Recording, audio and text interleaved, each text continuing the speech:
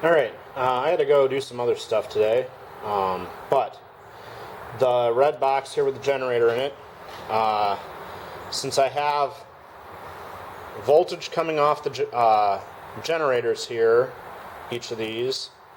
but no power coming across here and out to the regulator I made, I am going to take this and I'm going to rewire. I'm going to cut all this front part off with all the switches and all that part out that the meters are connected to, and just run straight from the generators through. There's these two boards, which are upside down here, are just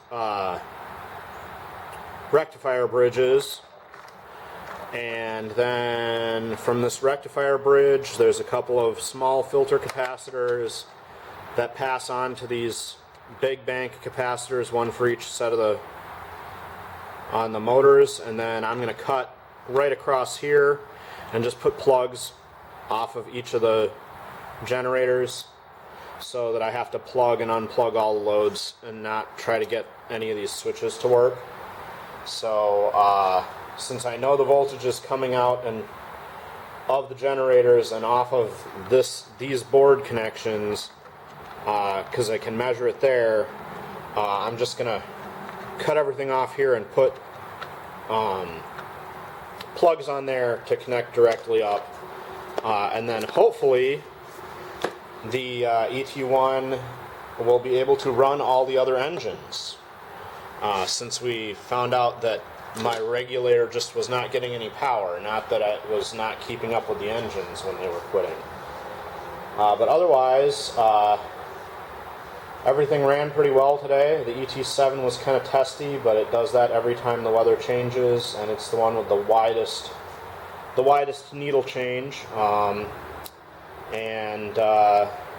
Yeah, so hopefully I will take a minute to rewire all that, and I will show a video of what I do for that. And since I've done so many modifications to this red box, once I finally get it all working, I might